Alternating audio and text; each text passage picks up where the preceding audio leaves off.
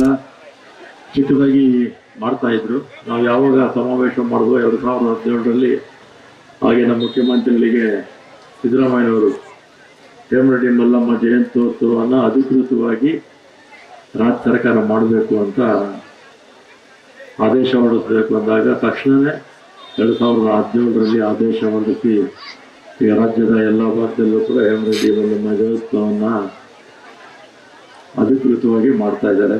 ಅದೇ ರೀತಿ ವೇಮನ ಜಯಂತಿಯನ್ನು ಕೂಡ ಅಧಿಕೃತವಾಗಿ ರಾಜ್ಯದ ಎಲ್ಲ ಭಾಗದಲ್ಲೂ ಕೂಡ ಮಾಡ್ತಾ ಇದ್ದಾರೆ. ಅದಕ್ಕೆ ಹಲವಾರು ವರ್ಷಗಳಿಂದ ಇದಕ್ಕೆ ಬೇಡಿಕೆ ಇತ್ತು. ಅದರ ಬೇಡಿಕೆ ಈಡೇರಬೇಕಾಗಿದ್ರೆ ನಮ್ಮ ಸಮಾವೇಶ ಮಾಡಬೇಕಾಗಿತ್ತು. ಆ ಸಮಾವೇಶ ಮಾಡಿದ್ದು ಇದಕ್ಕೆ ಅಂತ ಮಾಡಲಿಲ್ಲ. ನಮ್ಮ ಸಮಾಜ, ನಮ್ಮ ಹಳೆ ಮೈಸೂರಲ್ಲಿ ಸಾಕಷ್ಟು ಸಂಖ್ಯೆಯಲ್ಲಿ ಇದ್ದೀವಿ. ಹೆಚ್ಚು ಈ ಭಾಗದಲ್ಲಿ ಬಾಂಬೆ ಕರ್ನಾಟಕ ಮತ್ತು ಹೈದರಾಬಾದ್ ಕರ್ನಾಟಕದಲ್ಲಿ ಇದ್ದೀವಿ. ಎಲ್ಲರೂ ಒಂದು ಕಡೆ ಸೇರಬೇಕು ನಮ್ಮ ಸಮಾಜದವರು ಅಂತ ಸ್ವತಂತ್ರ ಬಂದಾಗಲಿಂದೂ ಸೇರಿರಲಿಲ್ಲ, ಸ್ವತಂತ್ರ ಪೂರ್ವದಲ್ಲೂ ಸೇರಿರಲಿಲ್ಲ. ಸೇರಬೇಕು ಅಂತ ಸ್ವಾಮೀಜಿಯವ್ರ ಜೊತೆ ಮಾತಾಡಿ, ನಮ್ಮ ಸಮಾಜದ ಇನ್ನಿತರ ಎಲ್ಲ ಮುಖಂಡರ ಜೊತೆ ಮಾತಾಡಿ ನಾವು ಸಮಾವೇಶ ಮಾಡಿದಾಗ ಹೆಚ್ಚಿನ ಸಂಖ್ಯೆಯಲ್ಲಿ ತಾವೆಲ್ಲ ಬಂದಿದ್ದೀರಿ. ಈ ಗ್ರಾಮದಿಂದನೂ ಕೂಡ 3 ಬಸ್ಸು ನಿಮ್ಮದೇ ಹಣ ಹಾಕ್ಕೊಂಡು ನೀವು ಕೂಡ ಬಂದಿದ್ದೀರಿ. ಮತ್ತು ಆವತ್ತು ನಾವು ಮುಖ್ಯಮಂತ್ರಿಗಳಿಗೆ ಏನೇನು ನಾವು ಮನವಿ ಕೊಟ್ಟು ಎಲ್ಲವನ್ನು ಕೂಡ ಮಾಡಿಕೊಟ್ರು. ನಮ್ಮ ಕೆಂಗಲ್ ಹನುಮಂತಯ್ಯವರ ಇದು KC ರೆಡ್ಡಿಯವರ ಸ್ಟ್ಯಾಚ್ಯೂ, ಪ್ರಥಮ ಮುಖ್ಯಮಂತ್ರಿ ಅವರ ಸ್ಟ್ಯಾಚ್ಯೂ ವಿಧಾನಸೌಧ ಮುಂದೆ ಇಡಬೇಕು ಅಂದಾಗ ಅದನ್ನು ಕೂಡ ಮಾಡಿಕೊಟ್ರು. KC ರೆಡ್ಡಿಯವರ ಹುಟ್ಟಿದ ಊರಲ್ಲಿ ಅವರ ಸ್ಮರಣಾರ್ಥ ಒಂದು ಕಾರ್ಯಕ್ರಮ ಅಂದರೆ ಶಾಶ್ವತವಾಗಿರಬೇಕು ಅಂತ ಕೇಳಿದ್ದಕ್ಕೆ 25 ಜಾಗ ಕೊಟ್ಟು 2 ಕೋಟಿ ರೂಪಾಯಿ ಹಣ ಕೊಟ್ಟರು. ಮತ್ತು ಅಧ್ಯಯನ ಮಾಡೋದಕ್ಕೆ ವೇಮನ ಪೀಠ ಮತ್ತು ಹೇಮರೆಡ್ಡಿ ಮಲ್ಲಮ್ಮ ಪೀಠ ಅದಕ್ಕೂ ಕೂಡ ಹಣ ಕೊಟ್ಟರು. ನಮ್ಮ ಮೆಡಿಕಲ್ ಕಾಲೇಜು ಒಂದು 20 ಎಕರೆ ಜಾಗ ಇತ್ತು ನಗರದಲ್ಲಿ, ಅದು ಡಿಸ್ಪ್ಯೂಟ್ ಆಗೋಗಿತ್ತು, ಅದನ್ನು ಕೂಡ ಕ್ಯಾಬಿನೆಟ್ ತಂದು ಮಾಡಿಕೊಟ್ರು. ಅಂದರೆ ನಾವು ಅವತ್ತು ಸಮಾವೇಶ ಮಾಡಿದ್ದು ಆ ಜನ ನೋಡಿ ಮುಖ್ಯಮಂತ್ರಿಗಳು ಮತ್ತು ಎಲ್ಲ ಪಕ್ಷರು ಇದ್ದರು. ಅದೇ ನಮ್ಮ ಕಾಂಗ್ರೆಸ್ ಪಕ್ಷದವರೇ ಇರಲಿಲ್ಲ, ಅಲ್ಲಿ JDSನವರು ದೇವೇಗೌಡರು ಬಂದಿದ್ದರು, ಯಡಿಯೂರಪ್ಪನವರು ಬಂದಿದ್ದರು. ಆ ಜನ ನೋಡಿ ನಾವೇನು ಕೇಳ್ತೀವೋ ಅದನ್ನೆಲ್ಲ ಕೂಡ ಮಾಡಿಕೊಟ್ಬಿಟ್ರು. ಅಂದರೆ ಒಗ್ಗಟ್ಟಿದ್ರೆ ಬಲ ಇದೆ ಅಂತ ಅರ್ಥ ಅಷ್ಟೇ. ತಾವೆಲ್ಲ ಮುಂದೆ ಇವತ್ತು ನಿಮ್ಮನ್ನು ಇಲ್ಲಿ ಸೇರಿರ್ತಕ್ಕಂಥದ್ದು ಯಾರು ಅಂದರೆ ಹೇಮರೆಡ್ಡಿ ಮಲ್ಲಮ್ಮ ಮತ್ತು ನಮ್ಮ ವೇಮನ ಅವರ ಒಂದು ಕಾರ್ಯಕ್ರಮಗಳನ್ನು ನಾವು ನೀವು ಎಲ್ಲ ಕಡೆ ಕೂಡ ಸೇರ್ತಾ ಇದ್ದೀವಿ.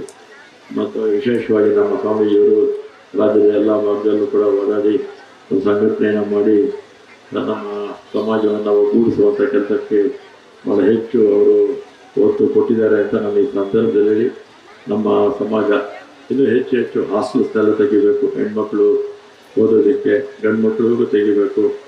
ಮತ್ತು ನಗರಗಳಲ್ಲಿ ಅಂದರೆ ಎಲ್ಲ ಕಡೆ ಹಳ್ಳಿಗಳಲ್ಲಿ ತಾಲೂಕಲ್ಲಿ ಇಲ್ಲದೆ ಇದ್ದರೂ ಕೂಡ ಜಿಲ್ಲಾ ಕೇಂದ್ರಗಳಲ್ಲಿ ತೆಗಿಬೇಕು. ಶಾಲಾ ಕಾಲೇಜಿನ ಅವಶ್ಯಕತೆ ಇಲ್ಲ, ಯಾಕಂದರೆ ಬೇಕಾದ ಬೇರೆ ಬೇರೆಯವರೆಲ್ಲ ತೆಗೆದಿದ್ದಾರೆ. ಹಾಸ್ಟೆಲ್ಸು, ಸಮುದಾಯ ಭವನಗಳು ಇದೆಲ್ಲ ಕಟ್ಟಿದ್ರೆ ನಮಗೂ ಅನುಕೂಲ ಆಗುತ್ತೆ, ನಮ್ಮ ಸಮಾಜದಲ್ಲಿರ್ತಕ್ಕಂಥ ಇನ್ನಿತರ ಸಮಾಜದವ್ರಿಗೂ ಕೂಡ ಅವ್ರಿಗೂ ಕೂಡ ಅನುಕೂಲ ಆಗುತ್ತೆ. ನಾವು ಮಾಡಿದ್ರೆ ಬರೀ ನಮ್ಮ ಒಂದು ರೆಡ್ಡಿ ಸಮಾಜಕ್ಕೆ ಅಲ್ಲ, ಎಲ್ಲ ಸಮುದಾಯದಲ್ಲೂ ಅನುಕೂಲ ಆಗುತ್ತೆ. ನಮ್ಮ ಬೆಂಗಳೂರಲ್ಲಿ ಇರ್ತಕ್ಕಂಥ ಸಂಸ್ಥೆಗಳಲ್ಲಿ ಸುಮಾರು 10,000 ಜನ ಓದ್ತಿರ್ಬೋದು. 10,000 ಜನದಲ್ಲಿ 1,000 ಜನ ನಮ್ಮ ರೆಡ್ಡಿ ಸಮಾಜದವರಿದ್ರೆ ಹೆಚ್ಚು, ಉಳಿದಿರ್ತಕ್ಕಂಥವರೆಲ್ಲ ಬೇರೆ ಸಮಾಜದವರೇ. ಅದನ್ನು ನಾವು ಏನೇ ಮಾಡಲಿ ನಮ್ಮ ಸಮಾಜಕ್ಕೆ ಅಲ್ಲ, ಎಲ್ಲ ಸಮಾಜಕ್ಕೆ ಸೇರುತ್ತೆ ಅಂತ ನಾನು ಈ ಸಂದರ್ಭದಲ್ಲಿ ಹೇಳಿ, ಮತ್ತು ಹೆಚ್ಚಿಗೆ ಮಾತಾಡೋ ಎಲ್ಲರೂ ಕೂಡ ಮಾತಾಡಿದ್ದಾರೆ. ಅದರಿಂದ ಒಂದು ಸಮಾವೇಶ ಮಾಡಬೇಕು ಅಂತೇಳಿ 2017ರಲ್ಲಿ ಮಾಡಿದ್ವಿ. 20ಕ್ಕೆ ಮಾಡೋಣ ಅಂದ್ಕೊಂಡ್ವಿ, ಕರೋನಾ ಬಂತು. ಆಮೇಲೆ ಹೋದ ವರ್ಷ ಎಲ್ಲ ಪ್ಲ್ಯಾನ್ ಮಾಡಿದ್ವಿ, ಈ ಚುನಾವಣೆ ಬಂತು, ಬೇಡ ಅಂತ ಹೇಳಿದ್ರು. ಆದರೆ ಈ ವರ್ಷ ಒಂದು ಸಮಾವೇಶವನ್ನು ಹಿಂದೆ ನಾವು ಬೆಂಗಳೂರು ಪ್ಯಾಲೇಸಲ್ಲಿ ಮಾಡಿದ್ವಿ.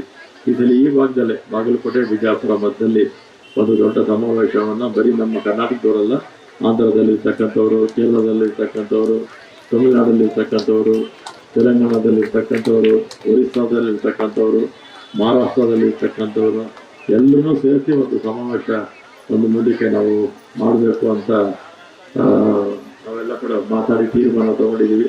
ಅಂಥ ಸಂದರ್ಭದಲ್ಲಿ ತಾವೆಲ್ಲ ಕೂಡ ಬಂದು ಭಾಗವಹಿಸಿ ಕಾರ್ಯಕ್ರಮವನ್ನು ಯಶಸ್ವಿ ಮಾಡಬೇಕು ಅಂತೇಳಿ ಇವತ್ತು ರಾಮದುರ್ಗ ತಾಲೂಕಿನ ನಮ್ಮ ಸಮಾಜದ ಅಧ್ಯಕ್ಷರು, ಪದಾಧಿಕಾರಿಗಳು ವಿಶೇಷ ಆಸಕ್ತಿ ವಹಿಸಿ ಈ ಕಾರ್ಯಕ್ರಮವನ್ನು ಮಾಡಿದ್ದಾರೆ.